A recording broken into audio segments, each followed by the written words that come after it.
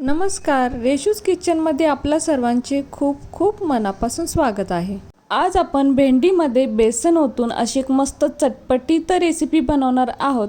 तर व्हिडिओ कुठेही स्किप न करता अगदी शेवटपर्यंत पाहत राहा। चला तर मग रेसिपीला सुरुवात करूया। तर त्यासाठी इथे मी पाव किलो भेंडी घेतलेली आहे। भेंडी अगदी मस्त ताजी हिरवीगार बघून घ्यायची। तर सर्वात आधी भेंडी स्वच्छ धुवून घ्यायची आणि त्यानंतर चांगली पुसून घ्यायची, म्हणजे भेंडी चिकट होत नाही। यानंतर सुरीने किंवा विळीने भेंडीचा असा देठाचा भाग आणि शेंड्याचा भाग कापून काढायचा व यानंतर भेंडी आपल्याला चिरून घ्यायची आहे। तर आता इथे मी सर्व भेंडी चिरून घेते। तर हे पहा, भेंडी चिरून घेतलेली आहे आणि भेंडी मी खूप मोठी नाही आणि अगदीच बारीक सुद्धा चिरलेली नाही, तर अशी मीडियम साईजमध्ये ठेवलेली आहे। आपल्याला हवं तर भेंडी आपण यापेक्षा मोठी सुद्धा चिरून घेऊ शकतो।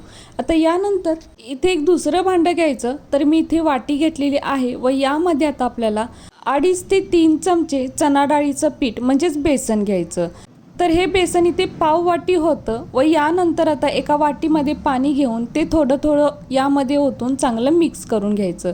यामुळे काय होतं की यामध्ये गुठळ्या होत नाहीत। तर आता बघू शकताय, जितकं बेसन होतं म्हणजे पाव वाटी बेसन, तर पाव वाटीच मी पाणी घेतलं होतं आणि ते थोडं थोडं यामध्ये ओतून याचं बॅटर बनवलेलं आहे। तर खूपच पातळ नाही आणि खूपच घट्टही बनवायचं नाही। आता यानंतर जी चिरून ठेवलेली भेंडी होती ती घ्यायची व हे बेसन यामध्ये ओतायचं। तर बघू शकताय, अजिबात यामध्ये गुठळ्या झालेल्या नाहीत। आता यानंतर यामध्ये अर्धा चमचा लाल तिखट व छोटा अर्धा चमचा मीठ घालायचं व हे सर्व एकत्र चांगलं मिक्स करून घ्यायचं। तर बेसन यामध्ये जेव्हा चांगलं मिक्स होईल तेव्हा ही भेंडी थोडीशी चिकट होते, पण काही नाही, याची रेसिपी मात्र अगदी छानच बनते। आता जरी ही भेंडी चिकट वाटत असली तरी रेसिपी मात्र याची अगदी सुटसुटीत होते। हवं तर यामध्ये आपण थोडासा गरम मसाला सुद्धा मिक्स करू शकतो। आता हे चांगलं मिक्स झालेलं आहे। यानंतर गॅसवर एक कढई ठेवायची व कढई थोडी गरम झाली की यामध्ये अर्धी पळी म्हणजे फक्त 1 चमचा तेल घालायचं। आता तेल चांगलं गरम झाले की बेसन ओतून ठेवलेली ही भेंडी यामध्ये घालायची व या तेलामध्ये चांगली ही भाजून घ्यायची। तर तेलाचं प्रमाण आपल्याला इथे जास्त वापरायचं नाही। तर सुरुवातीला जरी थोडंसं ही भेंडी परतवायला जड जात असली तरी जसं जसं हे गरम होईल तसं हे अगदी सुटसुटीत होऊन जाईल।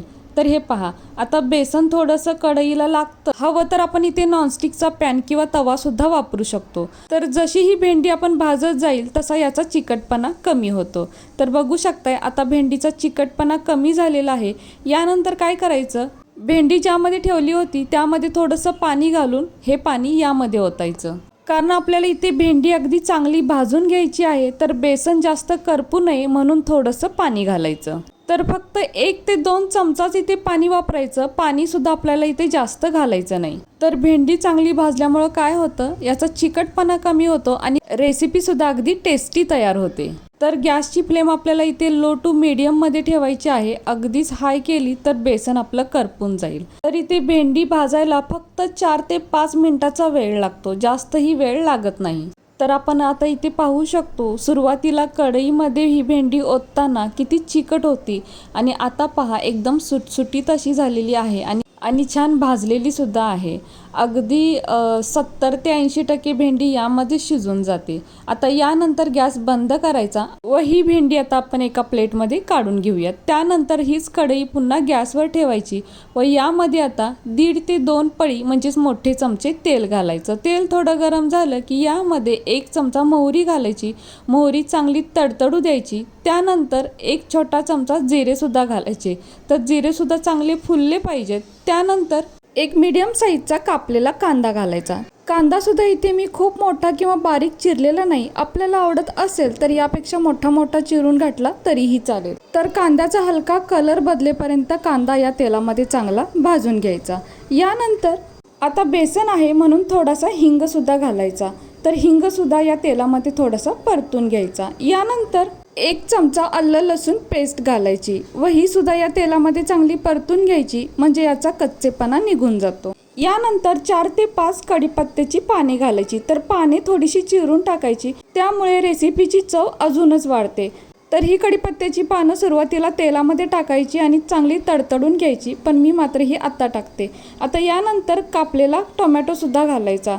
तर इथे मी मीडियम साईजचा टोमॅटो घेतलेला आहे आणि तो सुद्धा या तेलामध्ये चांगला मऊ होईपर्यंत परतून घ्यायचा. तर टोमॅटो शक्यतो बारीक बारीक चिरूनच टाकावा, म्हणजे रेसिपी अगदी छान तयार होते. आता यानंतर आपण बाकीचे मसाले घालूयात. तर छोटा पाव चमचा हळद, अर्धा चमचा लाल तिखट व थोडासा म्हणजे मी इथे पाव चमचा गरम मसाला घातलेला आहे.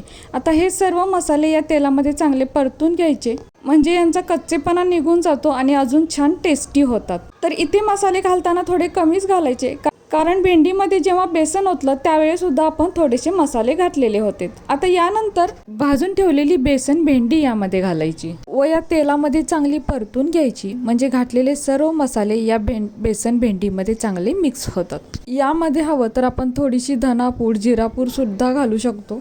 तसेच यामध्ये आपण जे लाल तिखट व गरम मसाला घातलेला आहे ते आपल्या तिखटाच्या अंदाजानुसार आपण कमी जास्त करू शकतो, किंवा ठेचलेल्या मिरच्या सुद्धा यामध्ये वापरू शकतो. तर यामध्ये आपण अजून मीठ नाही घातले तर चवीपुरते म्हणजे छोटा अर्धा चमचा मीठ घालायचं, कारण भेंडीमध्ये बेसन ओतलं होतं तेव्हा सुद्धा आपण मीठ वापरलं होतं, त्यामुळे इथे मीठ घालताना थोडंसं जपूनच घालायचं. व पुन्हा ही भेंडी परतून घ्यायची, म्हणजे घातलेलं मीठ यामध्ये चांगलं मिक्स होतं. आता यानंतर यावरती झाकण ठेवून फक्त 2 मिनिटासाठी आपण हे वाफवून घेऊया, कारण यामध्ये आपण बेसन घातलेलं आहे व भेंडी सुद्धा अगदी चांगली शिजेल. तर इथे बघू शकताय 2 मिनिटातच आपली ही भाजी तयार सुद्धा झाली, कारण भेंडी शिजायला वेळ लागत नाही आणि भेंडी आपण आधीच भाजून घेतली होती आणि अगदी झटपट मस्त अशी ही रेसिपी तयार होते. तर भेंडी थोडीशी चमच्याने दाबून बघायची, पटकन तुटली की भेंडी शिजली अशी समजायची. तर इथे भेंडी आपली छान अशी शिजलेली आहे. जर आपल्याला ही भाजी अजून सुकी फडफडीत हवी असेल तर भेंडी अशीच भाजत राहायची, ती शिजली जाते. तर पाहू शकताय किती मस्त अशी ही रेसिपी तयार झालेली आहे. आता यानंतर यावरती आपण बारीक चिरलेली कोथिंबीर घालूया. तसेच यामध्ये हवं तर थोडासा शेंगदाण्याचा कूट सुद्धा आपण यामध्ये घालू शकतो. आता कोथिंबीर घातल्यानंतर पुन्हा एकदा परतून घ्यायची, म्हणजे कोथिंबीर यामध्ये चांगली मिक्स होते. तर आता इथं गॅस मी बंद केलेला आहे. आता थंड झाल्यानंतर ही भाजी अजून थोडी कोरडी होते. तर आता गरमागरम ही भाजी आपण एका प्लेटमध्ये काढून घेऊयात. तर किती छान दिसते ना ही भाजी. तर हे पहा, आपली बेसन भेंडी ते तयार आहे आणि पाहू शकताय, पाहूनच तोंडाला पाणी सुटतं. चपाती भाकरीसोबत तर खूपच छान लागते. अगदी 2 चपाती किंवा भाकरी जास्तच खाल आणि अगदी बोटीत चाखत खाल, इतकी मस्त ही भाजी तयार होते. खूप टेस्टी लागते. तुम्ही एकदा नक्की करून पहा. घरातील सर्वांनाच अगदी खूप आवडेल. भेंडी न आवडणारे सुद्धा अगदी भेंडी मागून मागून खातील, इतकी छान ही भाजी तयार होते. शिवाय बनवायलाही जास्त वेळ लागत नाही. अगदी घरातील साहित्यात बनते आणि खूप टेस्टी सुद्धा लागते. अगदी मुलं सुद्धा आवडीने खातात ही भाजी. तर तुम्ही एकदा नक्की करून पहा आणि मला कमेंट करायला अजिबात विसरू नका. तर कशी वाटली तुम्हाला ही आजची रेसिपी जर तुम्हाला आवडली असेल तर आपल्या माणसांसोबत नक्कीच शेअर करा. आणि हो, कसा वाटला तुम्हाला हा आजचा व्हिडिओ जर तुम्हाला आवडला असेल तर प्लीज आपल्या या व्हिडिओला एक लाईक नक्कीच करा. नवीन असाल तर चॅनलला सबस्क्राईब करा, सोबत बेल आयकॉन प्रेस करा, म्हणजेच मी बनवलेले असेच नवनवीन रेसिपी सर्वात आधी तुम्हाला मिळतील. आता पुन्हा भेटू अशाच एका नवीन रेसिपीसोबत.